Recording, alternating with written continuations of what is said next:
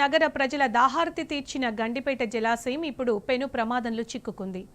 ఒకప్పుడు ఎన్నో ఔషధ గుణాలతో అలరారిన గండిపేట జలాలు కాంగ్రెస్ పాలనలో గలీజ్గా మారుతున్నాయి. హిమాయత్ నగర్, అజిత్ నగర్ ప్రాంతాల్లోని కట్ట వద్ద జలాశయాల్లోకి ప్రమాదకరమైన వ్యర్థాలను వదులుతున్నారు. కొందరు సెప్టిక్ ట్యాంకుల ద్వారా మలమూత్ర వ్యర్థాలను గండిపేట జలాల్లోకి వదిలేస్తున్నారు. ఆ సెప్టిక్ ట్యాంక్ వాహనంపై HMWSB, GHMC స్టిక్కర్లు కనిపించాయి.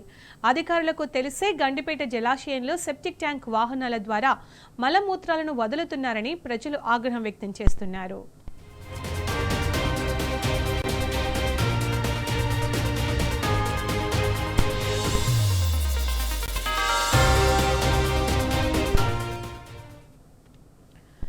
ఇదే అంశానికి సంబంధించి పూర్తి సమాచారం మా ప్రతినిధి కిరణ్ అందిస్తారు. కిరణ్, గండిపేట జలాశయంలోకి వ్యర్థాలను వదులుతున్నట్టుగా తెలుస్తోంది. దీనికి సంబంధించి అప్డేట్స్ ఏంటి?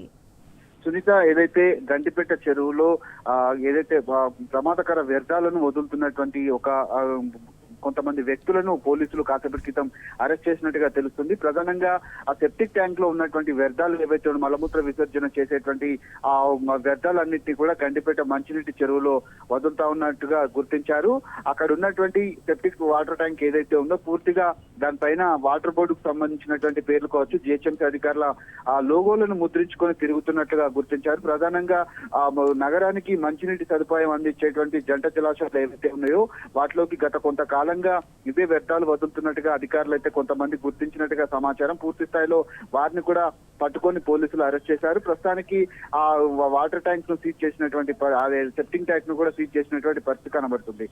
జంట జలాశయాలు మంచినీటి అందించేటువంటి లక్ష్యంతో తలపెట్టినటువంటి ఈ వ్యర్థాల పట్ల పూర్తిగా నగరవాసులు కొంత ఆగ్రహం వ్యక్తం చేస్తున్నారు, అభ్యంతరం వ్యక్తం చేస్తున్నారు. ఈ నేపథ్యంలోనే పూర్తి స్థాయిలో ఈ వ్యర్థాలను వదులుతున్నటువంటి వాళ్ళను కూడా గత కొద్ది రోజులుగా ఇదే పరిస్థితి కొనసాగుతున్నట్టుగా అధికారులు అయితే వాటర్ బోర్డు ఆ పరిస్థితి కొంత ఇబ్బందికరంగా మారినటువంటి పరిస్థితి అయితే కనిపిస్తా ఉన్నాయి. ఈ నేపథ్యంలో పూర్తి స్థాయిలో జంట జలాశయాలకు రక్షణ కల్పించాల్సినటువంటి అవసరం ఎంతైనా కనిపిస్తుంది. ముఖ్యంగా ఈ వ్యర్థాలను వదులుతున్నారంటే మంచినీటి సదుపాయం అందించేటువంటి ఈ సమయంలో రాబోయేటువంటి వర్షాకాలంలో కూడా ఈ జంట జలాశయాల నుంచే మంచినీటి సదుపాయం అనేది నగరానికి పెద్ద మొత్తంలో వస్తూ ఉంటుంది.